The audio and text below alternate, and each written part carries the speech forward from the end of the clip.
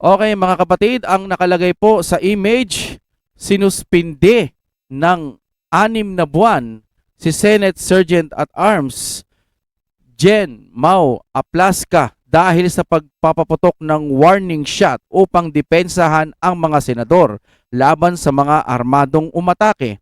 Oo, walang investigasyon, walang paglilitis at labas ito sa jurisdiction ng ombudsman. Napakadelikado nito, sabi ni Romeo B. Pokis. Pero paano nangyari yun? Bakit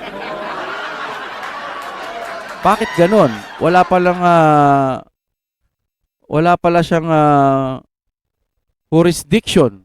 Pero bakit siya ang nagsuspindi? Nag-warning shot para depensahan yung Senado.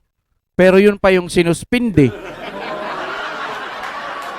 Yung mga armado na umatake sa Senado, hindi nasuspindi. Ang galing, di ba? Eto naman mga kapatid, no, nakakapagtaka rin to, no? No NBI agents were involved. Huh?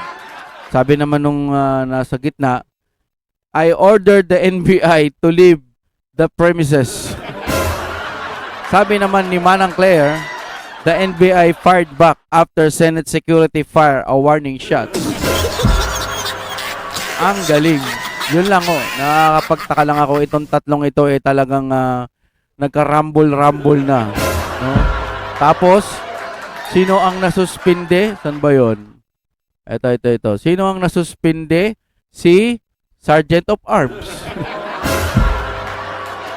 Only in the Philippines. O ito pa mga kapatid, isa pa. Galing to sa ang balita ngayon.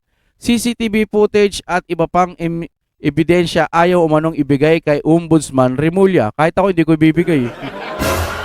Basahin mo na natin. Mas lalo pang umiinit ang kontrobersya sa Senado matapos ihayag ni Ombudsman Jesus Crispin Remulla na umano'y tumanggi ang Senado. Ako hindi ako magtitiwala. Pero yung mo sinuspindi.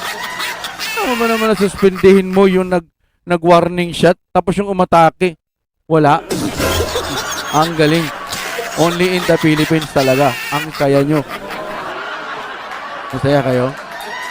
Eto naman po ang sunod mga kapatid. Nako, eto na.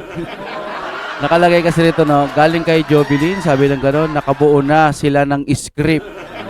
Hawak kong script. Okay, i-play na ho natin. Ano bang klaseng script yan? Parinig nga kami kung professional. Okay, i-play ho natin. Ano? May we know kung sino po si Mel Oragon? Totoo po bang driver siya ng NBI? And bakit po siya may hawak na baril? Allowed po ba yun sa driver if that's the case? Well, sa ngayon po, when binalidate po namin yung pong aming records ng aming po mga ahente at mga employees, siya po ay hindi po official na empleyado ng NBI. Ngunit nung aking pong nagkaroon na po ako ng sariling investigasyon, lumalabas po na siya ay parang volunteer. Lumalabas po na siya ay parang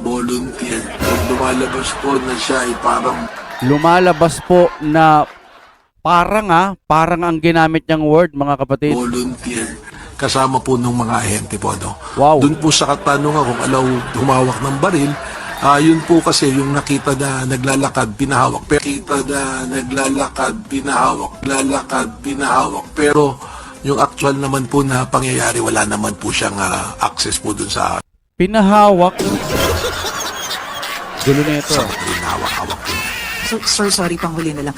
So, kasama po siya nung mga NBI as a agents na driver po. nag-assist sa GSIS? As a driver po ng grupo po, yun po yung report sa akin ng mga NBI. But officially, he is not a member or employee po ng National Bureau of Investigation. He is not a member or employee po ng National Bureau of Investigation. Nagigets ko na. Yung driver na. Kasi po sa mga operation po namin, just to educate po ang ating pong publiko, lahat po, pag operations po kasi, meron po talaga mga tinatawag na force multipliers, yung mga volunteer po. Para po kasi sa kakulangan po ng tao, tsaka meron po din kami tinatawag na mga alpha or assets. Wow. Yan po na rin yung mga ginagamit namin to solicit intelligence report po para sa aming mga operation. So sa madaling salita, hindi po member ng NBI yung driver. Ang galing, pasok na pasok. So paano na yan? So Ang pinakasuspindi lang talaga yung Sergeant of Arms ng sa Senate House, tama ba? Oh. Wala na, nabaligtad na naman. Parang kasalanan na naman to nung na nag-warning shot, ano? Okay, ito pa isa mga kapatid, no? Ito nung paglabas nila, no, nung paglabas ni Tito Sen, alam ko siya lang atang nagmamaneho nun eh. Ayan, sabi niya pinagmumura ako at binato ng mga protester, sabi ni Senator Tito Soto. Sabi naman ni Kiko Barsaga, siguro parang gano'n, di naman. Ewan ko kung anong nangyari, ba't gano'n? Nagpa-picture naman sa akin yung mga nagpo-protesta doon. Baka ayaw lang ng taong bayan sa'yo. O nga naman, kasi kung gusto ka ng mga tao doon, magpapa-picture yun. Iba nga sa Itbulaga, pagka nakikita siya, nagpapa-picture sa kanya kasi nga mahal siya ng mga tao, kaya gusto siya, papa-picture. Pero, eto kakaiba kasi pag lumalabas siya sa Itbulaga, in or out, yung mga nagpapa-picture siguro, pero dito, hindi nagpa-picture. Pinagbumura at binato ng mga protester. Ikaw naman kasi, sir. Ginusto niya yan, kaya huwag kayong magreklamo. Ito ipananaw ko lamang sariling opinion at vision. Kasi sa tingin ko lang naman, baka nga nabayaran ito o hindi naman kaya sumweldo ng malaki para protektahan po yung mga may kasalanan. Vision ko lang yun maaring maliho ako.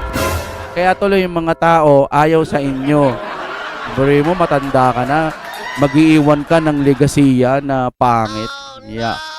Hindi maganda yon. Buti sana kung naging Itbulaga ka na lang, makikilala kang Tito Vic and Joey the Legend. Kaso wala na. Ano na lang, Vic and Joey na lang, no? Ewan ko, ganyan gusto makilala. Kung kailan naman tumanda kayo, mas parang nasabik kayo sa mga posisyon. Ngayon naman, gusto nyo, magkaroon na naman ng kodita. Ito na naman, bago na naman sa Lunes. Ewan ko lang Para sa akin, wag na, sir. Pahinga ka na, magkape-kape ka na lang sa ilalim ng puno. Tapos, malawak na ilog or karagatan. Gawin mo simple yung buhay mo, maging mabait ho kayo. Sa akin lang to kung mabait si Tito Sen, edi kalimutan yung mga sinabi ko. Para sa aking pananaw lang to. No? Ganun yung Tito Sen, para magustuhan ka ng tao, magpakita ka ng mabuting pag-uugali. Eto pa isa mga kapatid, alam nyo may dahilan kung bakit 3 sunod na eleksyon siyang natalo. Sabi ni John Vic Rimulya, magkaalyado to pagdating sa taga-kabila to. Pero sinoplak siya ni John Vic Rimulya. Si Trillanes kasi masyado ng parang paepal na Wala naman ng posisyon yan Bakit kailangan niyang magbida-bida doon at hiramin yung warrant nung ICC? Ewan ko, magkaiba pa nga daw yung warrant ng hawak niya tsaka yung sa ICC. Ewan ko lang Alam niyo may dahilan kung bakit 3 sunod siyang eleksyon na natalo. Sabi ng nauna ang yabang kaysa pag-iisip. Wala. Agree ba kayo mga kapatid? Mas nauna kasi ang yabang nitong ni Trillanes, basahin natin dito. Nauna ang yabang kaysa sa pag-iisip. Ito ang reaksyon ni SILG John Vic Rimulya kay Antonio Trillanes matapos muli siyang banatan ng huli kaugnay ng kontrobersyal sa umano'y ICC warrant laban kay Senator Ronald Bato de la Rosa. Sa gitna ng sunod-sunod na batikos ni Trillanes laban sa DILG chief, tila hindi na nagpaligoy-ligoy si Rimulya at diretsahang binalikan ang dating senador sa pamamagitan ng pagpuna sa umano'y pagiging pagyabang nito. Ay, mahaba pala itong mga kapatid, Alam nyo, wala nang posisyon si Trillanes. Tapos na. Kumbaga, kung ano man ang ginagawa nito, para sa akin, wala nang saysay. At hindi niya pwedeng utos-utusan na lamang itong si John Vic Rimulya. John Vic Rimulya. Hindi niya pwedeng utos-utusan or kaya, ano bang tawag dyan, o didiktahan mo o bibigyan mo ng rekomenda. Wala na nga pong jurisdiction niyang ICC. At wala ring warrant of arrest sa Pilipinas para si Bato arestuhin. Ngayon, kung nakaalis man siya sa Senate, hindi ho siya tumakas kasi hindi naman siya inaaresto dito sa Pilipinas. Diba? Ngayon, kung anong iniiyak ni Trillanes, stress siya. Siya lang ang mai-stress. Si John Vic Rimulya, habang pinupukol niya si Trillanes, gumaganda naman ng imahe ni Remulla. No? Remulla, sir, sana magtuloy-tuloy yan. Kung anong nasa loob mo, sabihin mo lang. Huwag ka sana magpamaleta sa mga nakikita nyo. Tama po yung ginawa. Huwag ka rin, ewan ko, sa kapatid mo, no? Kasi ibang landas din yung tinatahak ng kapatid mo eh. Mukhang sinuspindi niya pa yung Sergeant of Arms. Imbis na suspindihin o kung sino mang dapat suspindihin dun sa kabila. Ewan ko kung driver, ano daw. Ito'y vision ko lamang, no? Siguro dun sa nangyaring insidente, driver daw ang sinisisi. Kesyo hindi naman daw talaga nagtatrabaho sa NBI. Baka nagkaroon ho ng palit ulo or ano man tawag dito. Ewan ko kung palit ulo yung term na pwedeng gamitin doon. Na kunwari, ikaw na lang yung pumasok doon Kunwari, driver ka naghanap sila ng tao. Tapos yun yung parang napresenta nila para yun ang sisihin ng sisihin na wala namang kaugnayan doon sa NBI or hindi nagtatrabaho sa NBI. Ito yung vision ko lang, di ba? Pwedeng ganun ho yung pangyayari. Kaya para sa akin, John Vic Remulla, sana wag mong gayahin ng iyong kuya. Alam ko naman, magkakaibang mga magkakapatid, di ba? Si Trillanes, banata mo pa ng banata niyan. Kung may sasabihin ka pang mula sa puso mo, sabihin mo lang, okay?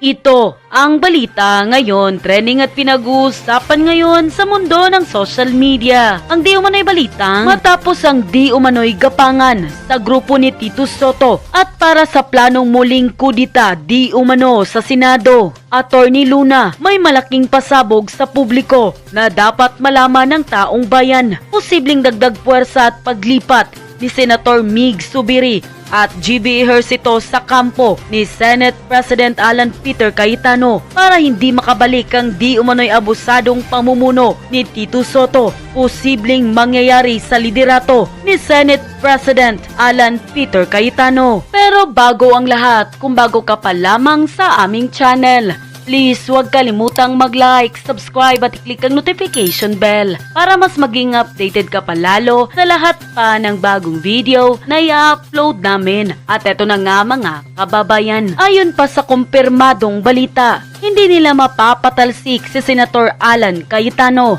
Ito ang sinabi ng abogado na si Attorney Luna sa isang panayam sa SMNI News. Matatag umano ang pamumuno ni Cayetano sa Senado, lalo pat isa itong abogado. Nakikita din umano ni Attorney Luna na matatag ang kasalukuyang majority kahit 13 lang sila. Maugong kasi ang mga balita na baka daw pabalik si Mig Zubiri bilang Senate President. Inamin din ni Cayetano na may mga kumakausap daw sa ibang mga miyembro ng majority na sumama sa minority bloc.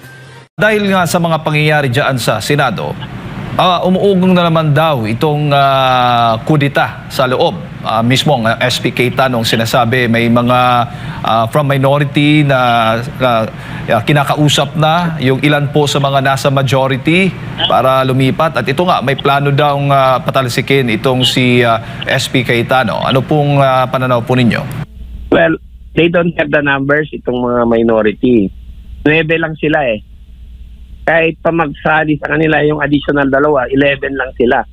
So that will not happen. And my observation is that baka mag-join pa yung 2 na naka-abstain sa majority para patatagin ang majority and to assure our people na hindi na babalik yung abusadong majority led by former Senate President Vicente Soto III. So hindi mangyayari yan sa aking analysis based on the numbers that they have on both sides at sa realidad ng sitwasyon.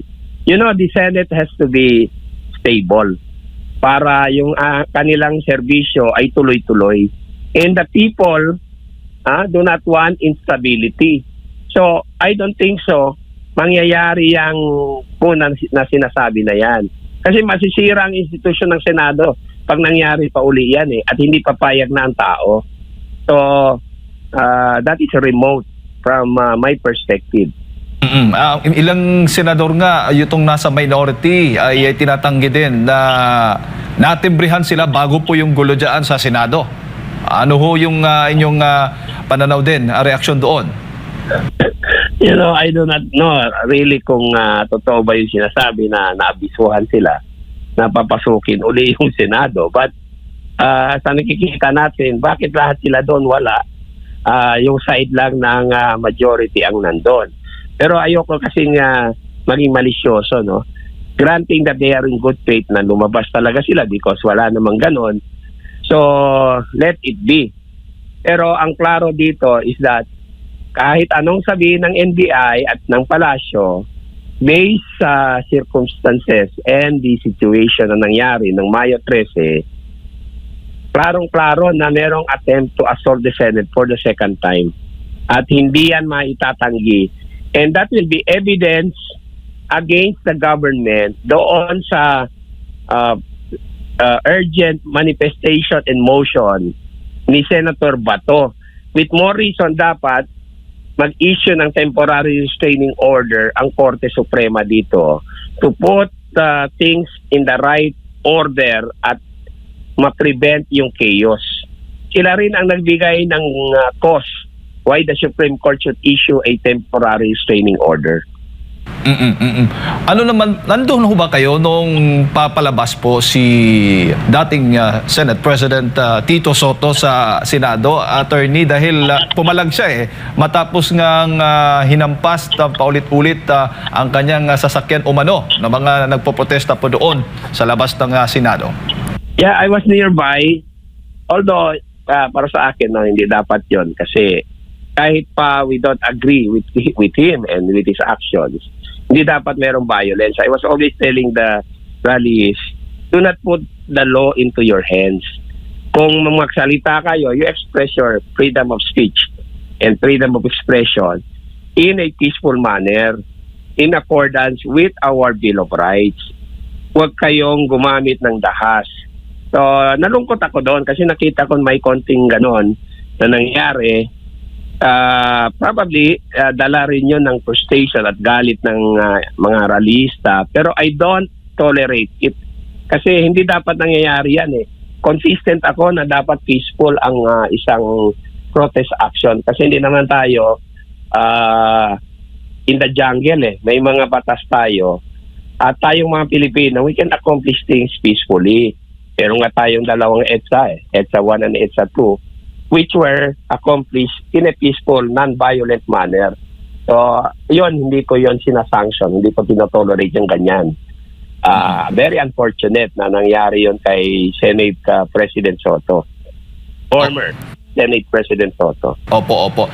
Attorney, meron ho ba kayong ideya at tama ba yung mga bali-balitang nakita nga si Senator Robin Padilla sa NAIA, papalipadata? Baka meron po kayong idea lang, attorney, tungkol po doon kung gaano po katotoo ang balitang yan?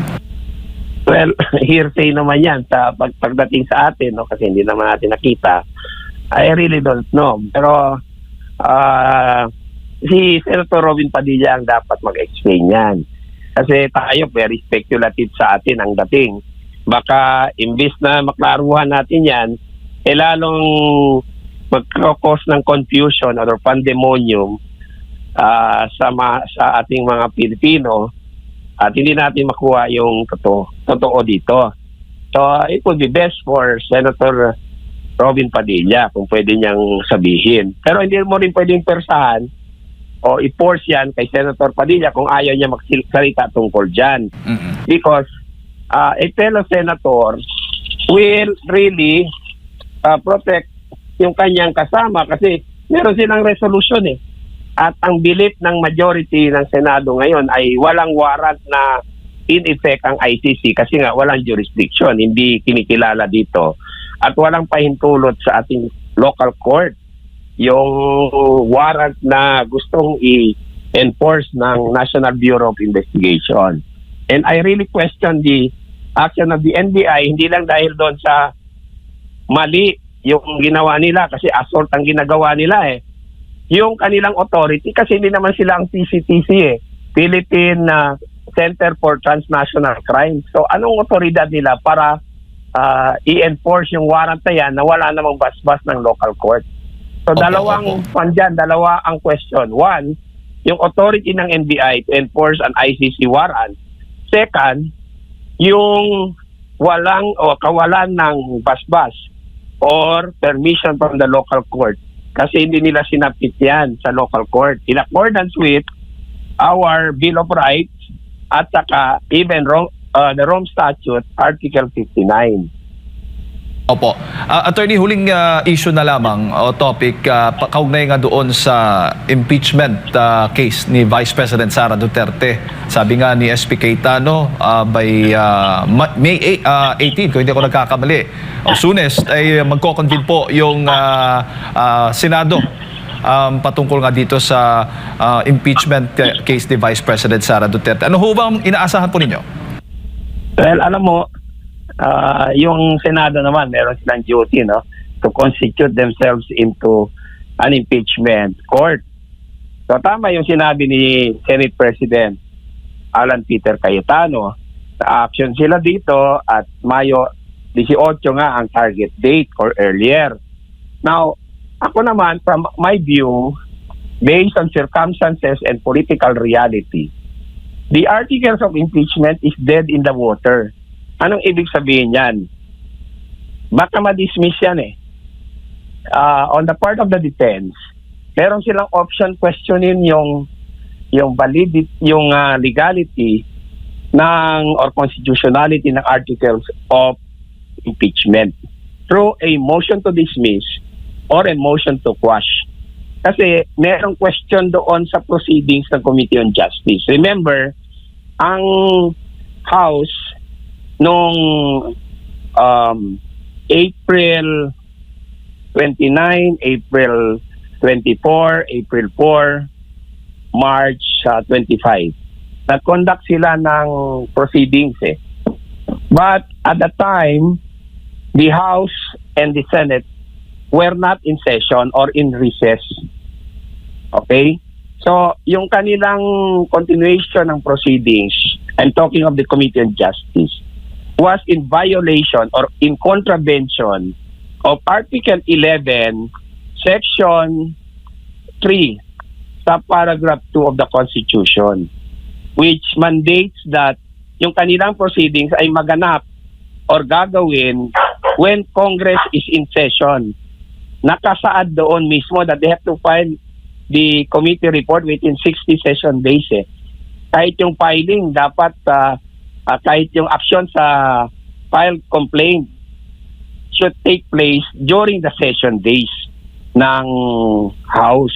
Pero hindi ito nangyari. Yung 4 na araw wherein nag-present sila ng mga witnesses like accused kidnapper Madriaga, the controversial Antonio Trillanes III, yung AMLAC Executive Director na nagkaroon ng unauthorized disclosure of confidential information in violation of the AMLA law of 2021 and other witnesses. Nangyari nung days na walang session ang House, March 25, April 4, April 22, and April 29. Eh lahat ito ay void eh.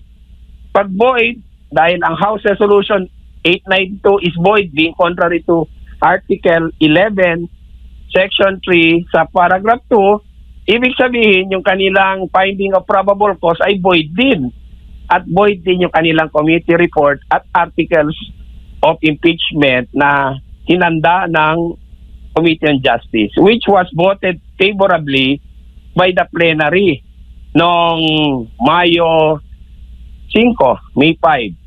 So ito ay pwedeng questionin in a motion to quash or motion to dismiss before the Senate sitting as an impeachment court. So, for all intents and purposes, hindi mag-prosper yung ganyang kaso na void from the beginning. I'm talking of the articles of impeachment. So, yan ang aking perspective. At saka, yung aking experience sa impeachment, yung Corona, especially at saka Bautista impeachment where I was involved, eh nangyari yung mga proceedings na yan when Congress was in session, when the House was in session eh. Wala during the recess. And even Gutierrez impeachment nangyari when Congress was in session. And even the Davide impeachment happened when Congress was in session.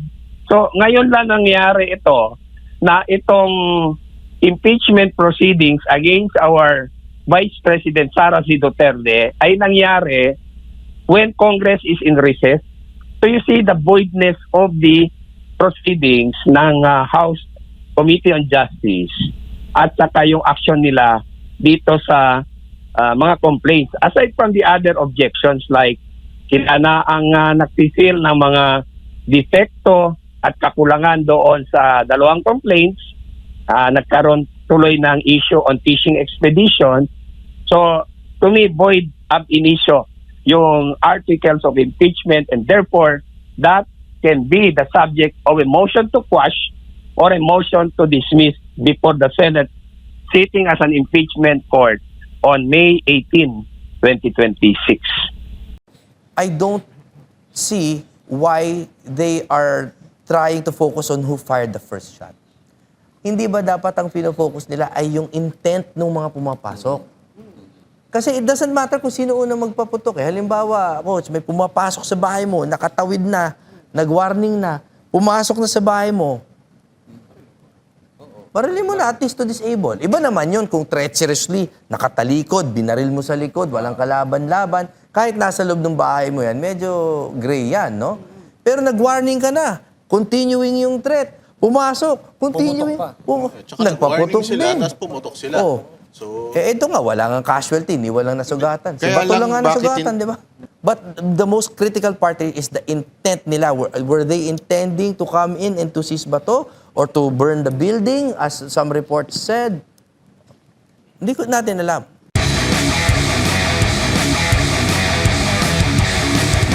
yun mahirap i-deny yung pagdidrill. And chance sinabi nila na walang NBI dyan, walang may baril, pero nagpaputok sila pabalik. Oh, and lahat yun captured ng mga interviews sa kanila mismo. Yes. Kaya for me, it is very clear that we cannot trust. And I'm not trying to cause unrest, no? Pero we cannot trust fully, hook, line, and sinker, the pronouncements of the agencies, of certain agencies of the government. Hindi naman po lahat. Pero I would suggest to the President na kung ang heart niya is still in the right place, palagi ko dapat panahon ng suspindihin niya na yung mga nahuli na hindi nagsasabi ng totoo sa kanya.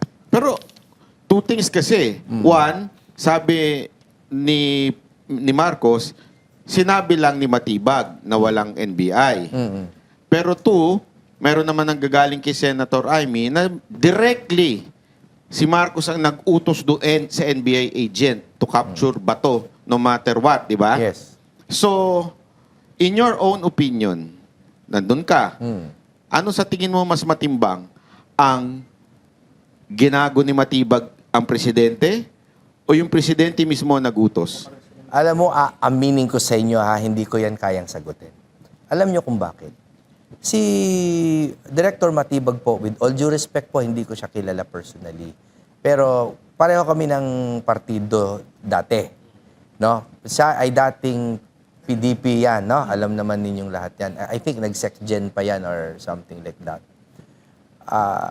At ang balita ko lang, these are just mga hearsay lang, na ang ugali po niya talaga, morning, noon, and night daw, ganyan talaga.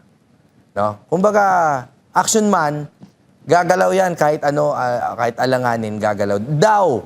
Puro daw po to. Due respect po, Director. So, there is a big chance talaga, nagagalaw siya ring mag-isa. May chance din naman na ganon.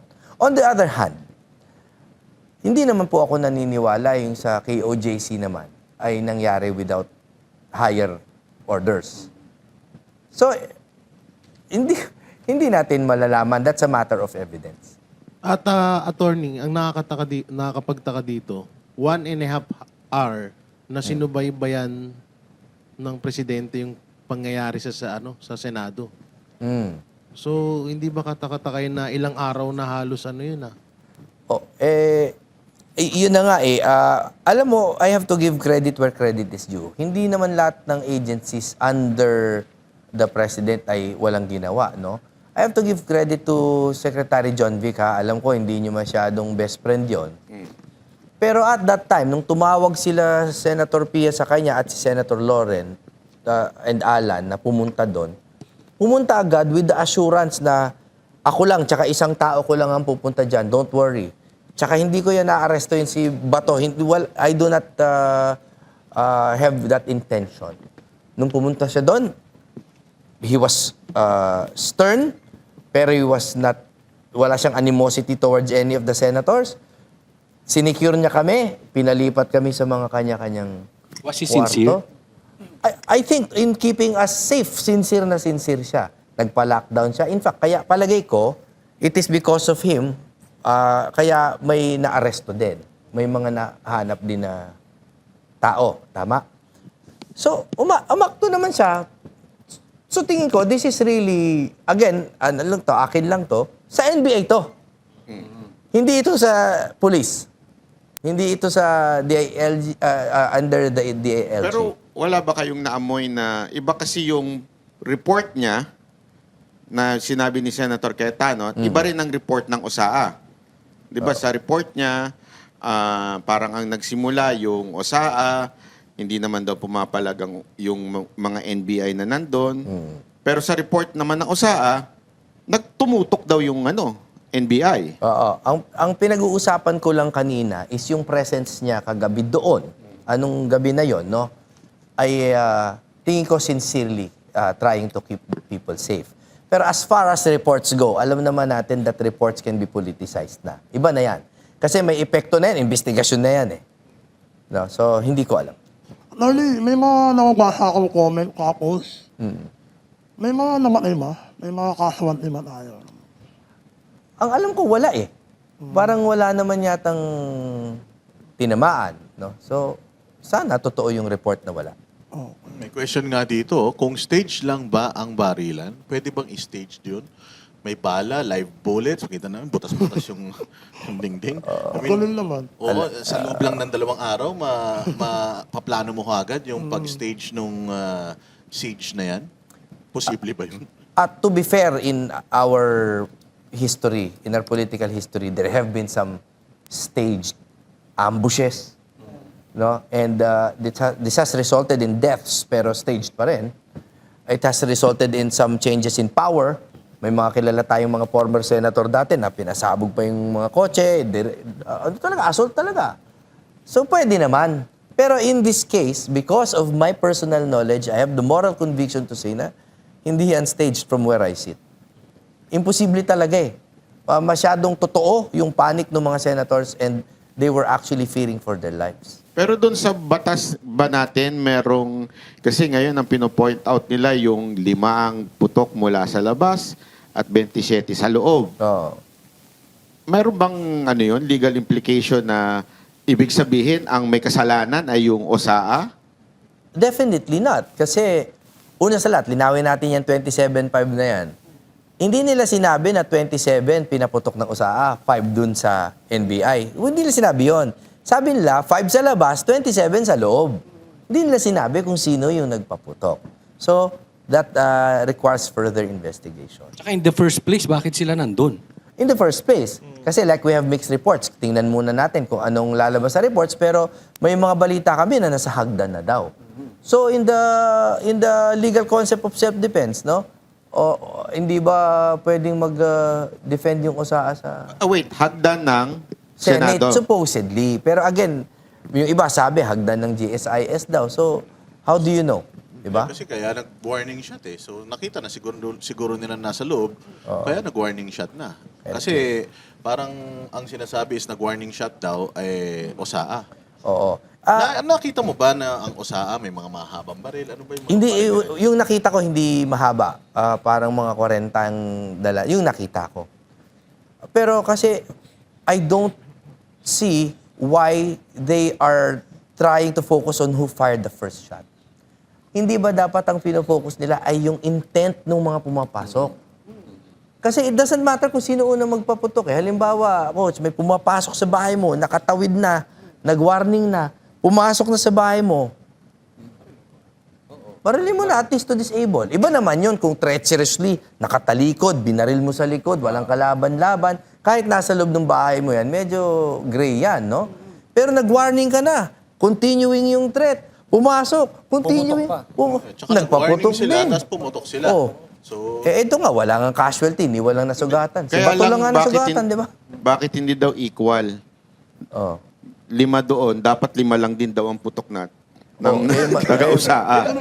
Kailangan ba ganun? Ilan ba Hindi, yung warning shot na narinig ninyo or at least man lang hindi mo na-report sa inyo? hindi mo malalaman kasi kung ano yung totoong warning shot at kung ano yung iba eh. Kasi nga 27 sa loob, 5 sa labas. That's all the report says. Walang sinabi kung sino yun. In fact, we had just recently learned na yung Oragon pala ay nagpaputok. O, dun muna tayo. Siya pala yung gunman. O, dun muna. Alamin natin. But the most critical part is the intent nila. Were they intending to come in and to seize bato or to burn the building as some reports said? Hindi ko natin alam. Grabe, parang KOJC talaga. Kasi ganyan din sa KOJC. Susunugin nila yung mga establishment sa loob para daw mapalabas nila si...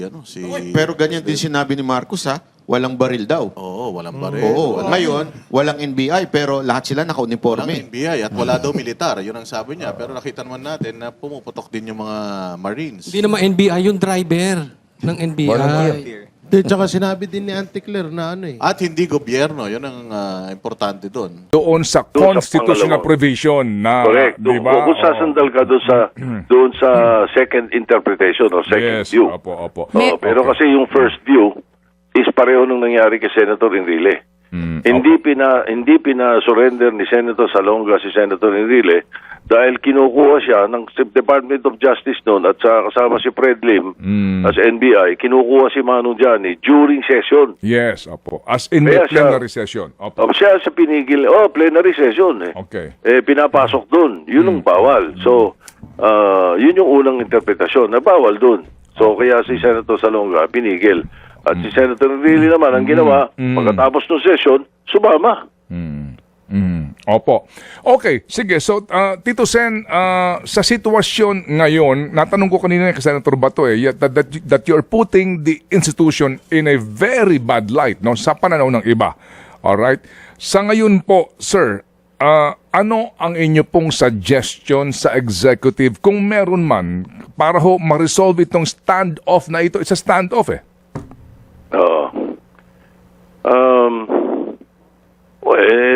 Seek redress in the courts.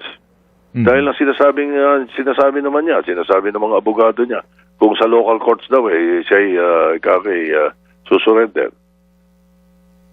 Kaya yun ang sinasabi ng resolution natin.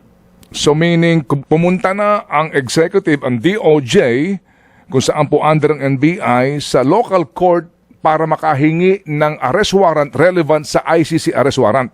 Correct.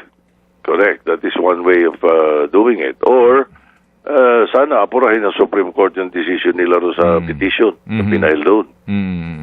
Opo. Either of the two. Opo. Okay, pero meantime ngayon, sa nangyayaring ito, ano po ang inyong damdamin doon sa image ngayon na nililikha nitong change of leadership? Itong pagkalo kay Senator Bato? Sa ngayon, I'm sure you're very much aware of the public sentiment and perception.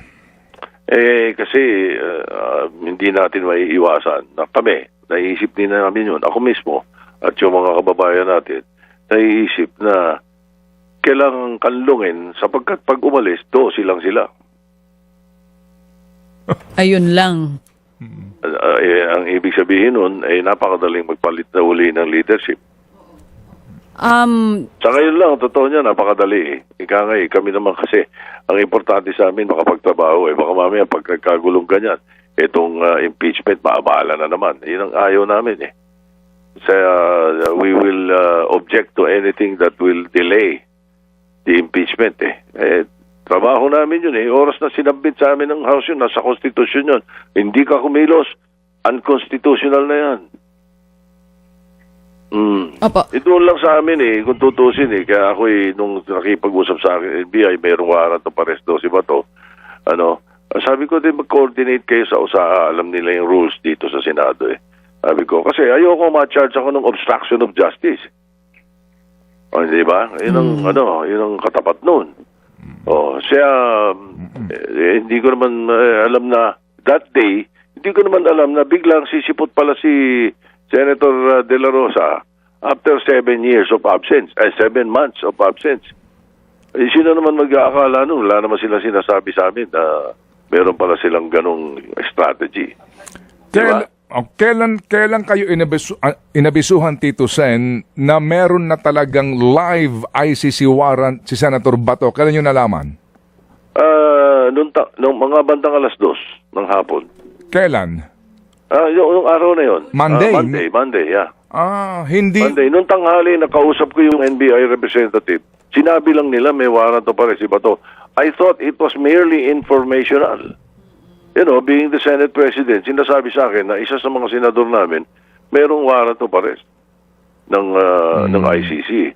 Eh ngayon, yung nga palang warrant to pares na yun, content, mabuti nabanggit natin. Sapagkat may misconception doon si Secretary Rebulla nga na misconceive nung na misinterpret niya eh. Kasi ang unang sinabi ng ICC, we have no public warrant. Ang ibang intindi ng Pilipino at saka ng ibang bansa sa mga wording ng ICC. Kasi yung ibig nila sabihin ng there is no public warrant, ang intindi kagad ng mga iba, wala palang warrant eh. Hindi, may private warrant. Iba yung tawag pala nila doon. Ibig sabihin nila, yung no public warrant, hindi nila pinapaalam sa publiko. Okay, opo. Yun. Pero meron, noong November pa. Ganun pala yun. Kaya dami na misinterpret to nung una eh. Opo. Ako naman, nung sinabi sa akin may ganun, naintindihan ko. Nung sinabi sa akin na nung bandang tanghali na meron daw. So, ano ba sa akin yun? Di ba, wala ka namang si Bato doon. Kaya lang, yung nga ba, bigla magkakaroon pala ng ganong strategy. Opo. So, Tito Sen, kasi hindi nasabi ng NBI, hindi naman kami pupunta dyan ng walang koordinasyon, di ba? Per respeto niya sa institusyon, no? Yung sabi sa amin ni Ginoong Matibag. So, Senator, noong mga pasado 2:00, an hour before the session, inabisuhan kayo and you said mag-coordinate nga dito sa Coordinate sa USAA. Sa USAA. Sabi ko. Opo. At that time, wala kayong kamuang-muang, hindi nyo alam na naandun na pala si Senador Bato. At merong kuna mangyayari. Although may marang ugong-ugong na, wala kayong kaalam-alam that they have the numbers. No. We did because yung mga kasama ko, sila Mig Zubiri, sila Sherwin Gatchalian, at saka yung mga ibang kagrupo namin. Kausap naman yung ibang mga member ng Senado, wala sila sinasabi. Kinakaila nila eh. Kaya wala naman kaming iniintinding ganun. Kampante kami na wala namang gulo mangyayari nung araw na yun. Pero nangyari nga, Nangyari nga. Opo, nangyari nga. And then, Senator Loren Legarda, Sir, Tito Sen, panahon pa ng FPJ campaign, siya ang kandidato as Vice President. Kayo na po ang campaign manager yan. So, ang lalim ang pinagsamahan ninyo. Ang sinasabi ni Senator... napakalalim. I know, right? Ang sinasabi po ni Senator Ping, ni 1 second before the 3 p.m. session, hindi man lang ho nagpaalam sa inyo. Ano pong damdamin nyo doon? Wait, nagulat ako. I was talagang... I cannot say... pleasantly surprised. I was almost shocked. Parang gano'n eh. Parang ang hirap paniwalaan. Kumbaga sa nanonood ka ng kung ano man drama, biglang na iba yung istorya. Iba pala yung culprit. Parang gusto mong sampalin yung sarili mo at sabihin, uy, gumising ka, mali pala. Masakit? Di rin sa akin. Baga sa hindi naman ganun ang feeling ko. Akin lang is parang, at least alam ko na kulay mo. After all these years. Parang ganun lang. Hindi naman ako, hindi naman sabihin masama ang loob. Parang, ganun. You know. Kasi pwedeng babalik ka rin. Pwede rin. Pero may mga kasama kasi kaming pag nag-uusap kami, hindi ko na sasabihin kung sino. Ayaw nila ng ganun eh. Nung binabanggit yan, napapagbanggit na nung isang araw yan eh. Hapon na tayo. Merong isa, dalawa sa mga sinasabi sa amin, mga si ganyan, si ganun. Bumaliktad yan. Madulas yan. Huwag na. Mga ganun. Kasi yung mga kasama namin, lalo na yung mga tulpo, matitibay yung dibdib eh. Hindi kaya yung pressure eh. Ayan, yung 11 sa amin doon na member ng minority ngayon, puro puro matibay yan. Talagang sumusunod sa konstitusyon yan. Pati yung dalawang independent ngayon. Yung Nag-independent lang yun sapagkat kasama namin yun. Nakalista ng kasama namin yun. Nag-abstain lang. Tinawag lang ng independent na secretariat dahil nag-abstain. Pero may dahilan yung pag-abstain nila eh. Si JB, kaya nag-abstain kasi kinukuha siyang majority leader eh. Hindi siya pumayag, tumanggi siya, nahihiya naman siya na parang diba? So, nag-abstain na lang siya. Si Mix naman, alam naman natin yun. Si Mix is from Mindanao. So, he would not want to be painted differently. Well, anyway, kanina po sa aming panayam kay Senator Bato, no, I asked him about yung kanyang binanggit na dahilan kung ba't siya biglang sumipot, no? Ano daw? Yung number 2 reason is desire to change the leadership in the Senate. And when I asked him, yung desire na yan, bakit? Ano bang problema? Binanggit niya specifically yung Blue Ribbon Committee na mukha daw pong merong pagtatakip. Mga ganun po, no? Na hindi daw po talaga para sa katotohanan. Na mukha daw pong, etc. So, kayo po, ano po ang inyong take ho doon sa kanyang sinasabi na talagang doon kami sa Blue Ribbon Committee chairmanship eh. Gusto namin makuha yun eh. Yan po sabi niya. Baliktad ang narinig ko sa ibang kasama namin Hindi sa pagtatakip. Baliktad na masyadong binubulat-lat. Nakadadama yung mga kasama namin. Baliktad. Hindi tama yun. Hindi ako pwedeng sumang-ayon doon na pagtatakip sila. Sino pagtatakpan? Kung ano yung lumabas doon sa mga narrative at saka yun ang tumatakbo. Ito, partial committee report ng ito. Hindi pa ito yung full. Partial lang para may progress report ng Senado. Ayaw pumirma ng iba. Sino may pinagtatakpan? Imposibleng si Senator Lacson o yung Blue Ribbon Committee. Baliktad yung sinasabi niya yun. Naku, dahilan lang yun. Ang dahilan is, siguro, ang dahilan, kung gano'n sinasabi nila, ang dahilan, therefore, may tatamaan doon sa mga kasama namin. Kaya kailangan, wag si Senator Lacson ang chairman. And the only way to remove Senator Lacson as chairman is to remove me as Senate President.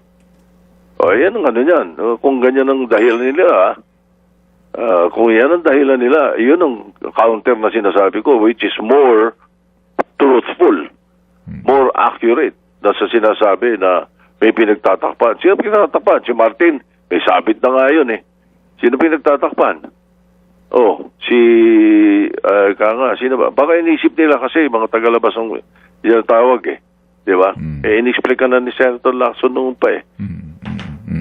Opo, may pahabol lang si Chacha. Go, Yes po. Tito Sen, ang sabi po ni SP Alan Cayetano, pagdating daw po kung matransmit na yung articles of impeachment sa Senado, he will convene forthwith.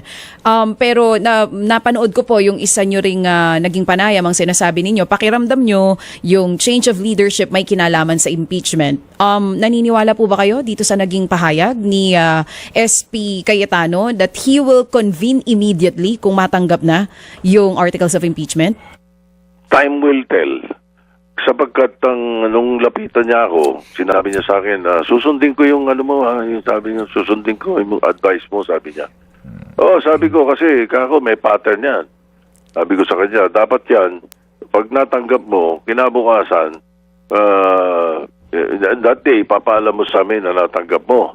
And then kinabukasan, sabi ko, we will have to constitute and convene as an impeachment court. And therefore, after that, taking ng mga senator judges. And then, susunod na nun, yung magpapadala ng notice sa impeached official, 10 days. Pagkatapos yung prosecution naman 5 days pagkatanggap nung sa Yan sinabi ko sa kanya eh. Opo. Sabi niya, susundin daw niya. Okay. So, The time will tell. Tingnan natin. Opo. Sige. Sir, sorry po, no? Ang dami pa namin katanong. Ito ho talaga importante eh. Naaprubahan ho ba ito? Yung proposed amendment sa Section 41C ng inyo pong rules? Di ba dapat for you to be marked at present, dapat physically present ka? Tama? Oo. Opo. Hindi pa napapasa yun. Okay. Kasi, Sinasuggest ni Senator Marcoleta yun ata. Siya ba? Siya ata. Sinasuggest niya. Alam naman namin kung bakit eh. Dahil para meron mga hindi makapasok o pwedeng makaka-attend pa rin at hindi mababawasan yung boto. alam naman namin yun ang dahilan nun eh. Pero hindi pa pwede yun. Una sa lahat kailangan yun dumaan sa committee on rules. At least 1 or 2 days before na tapos pag-uusapan sa floor yun. Pagkatapos nun may publication pa yun. Hindi ganun kadali yun. At saka objectan namin yun, bakit? May crisis ba? Meron bang calamity? Meron bang COVID-19? Bakit kailangan yun? Hindi kailangan yun eh. Kung ang dahilan lang doon, dahil gustong pumasok ka. Bakit? Bakit hindi ka nahihiya sa mga kasama mo na sila'y araw-araw pumapasok nasa oras? Tapos ikaw sa bahay ka papalaki ka na dyan. At doon ka pwedeng makisali sa sesyon. title na pinaka-senior ngayon? Ay, hindi po. Mas malala nga tawag sa akin ng media ron sa Senate eh. Ano? Jurassic Senator. Ako lang yung sa buong history, ako lang yung nakalima na term. At nakawalong change ng leadership, ha? Oo, nakawalong change ng leadership. Okay. Cha, go. Yes po, Senator, SP, former SP, pasensya na nasanay kami. Yes, okay. Yes po, Senator, unahin ko na kasi katatapos lang namin makausap si Senator Bato. Okay na daw po kayo sa ngayon, pero tama no, may resolution po kayo na inihain kasama yung ilang minority members urging Senator Bato na sumuko na. Gusto ko lang po malaman bakit ito po ang inyong posisyon, iba siyempre sa members ng majority. Hindi, ang amin is to surrender and seek judicial remedy sa court dito. Kasi yun naman ang sinasabi niya at sinasabi rin nila. Ang isa sa mga dahilan kasi doon, sapagkat ang sinasabi dito sa Republic Act 9851, may pinasa namin yun, if I'm not wrong with the number.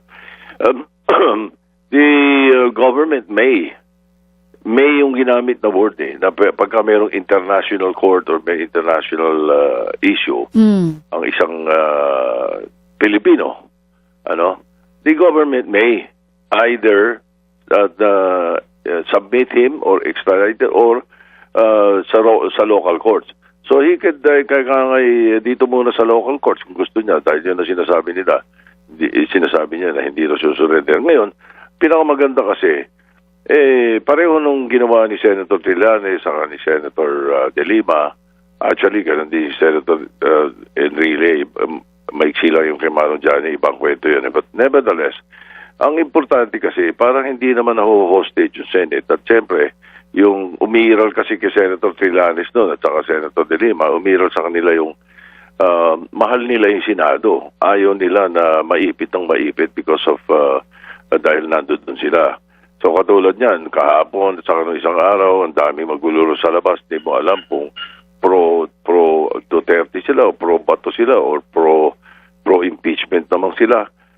Tapos ang pagkakaalam ko, merong napakalaking rally today doon. Medyo inconvenient na sa mga senador at saka inconvenient sa mga empleyado namin. Di bali kami mga senador sanay naman kami sa ganun Pero yung mga kawawa naman yung mga empleyado ng Senado, ilang libo yun, na nahihirapan din Hirap na hirap sa mga nangyayari. Tapos may mga bantay pa ron, may mga pulis, may kung ano-ano. Hindi, the environment is not conducive for work legislation, lalo na mayroong impeachment na darating. Paano namin haharapin basta-basta yun? Oo. Kayo, Senator, matagal na po kayo dyan. Kayo na rin nagsabi nun kanina. Kayo po ba, opinion ninyo, pwede ba talaga maging safe haven ni Bato ang Senado? Considering na ang dami nang nag-raise ng argument na yung mga kaso na nakahain sa ICC ay more than 6 years na. Dapat po ba sa Senado siya or the custody should be with NBI? Saan po ba talaga? kung ang tama kayo kasi ang batas at maliwanag isang article sa Constitution yun. Kung below 6 years ang imprisonment ng kaso, then ang isang senador hindi pwedeng arestuhin when Congress is in session. Yun nami-misinterpret ng iba ang iniisip ng iba pagka nasa Senado hindi na pwedeng hulihin.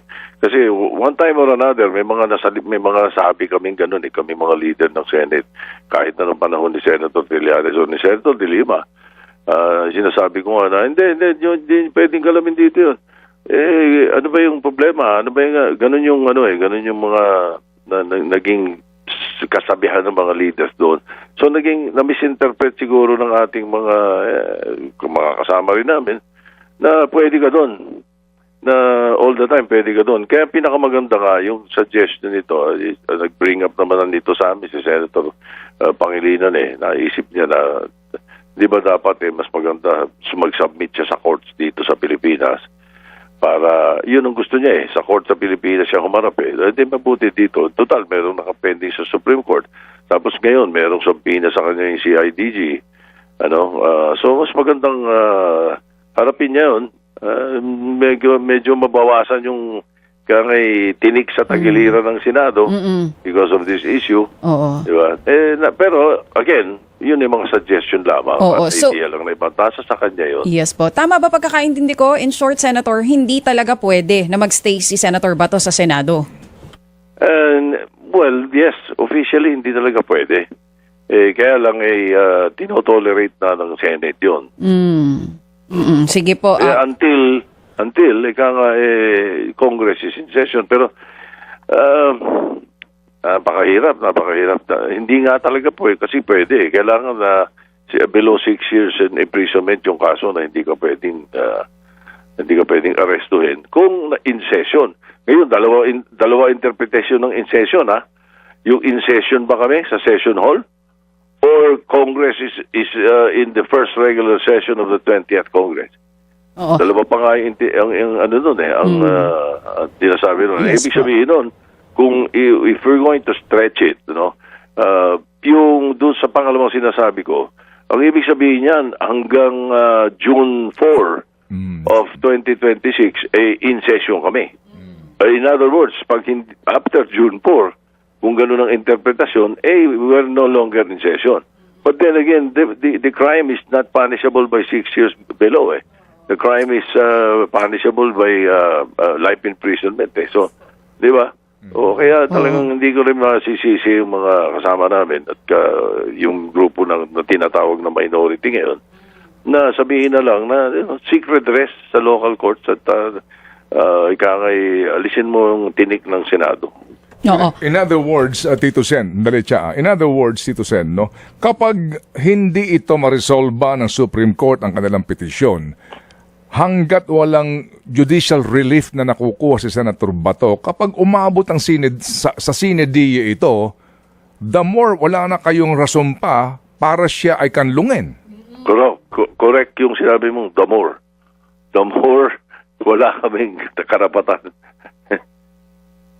So, tama, Tito Sen, kung after June 4 natapos yung session, pwede na siyang hainan ng arrest warrant ng NBI? Sorry again, pakiulit. So, after po nung session nyo, June 4 onward, sabihin na natin June 5, pwede nang kuhanin si Senator Bato ng NBI? Pwede. Dahil wala na kaming in session. Oo. Kumbaga wala.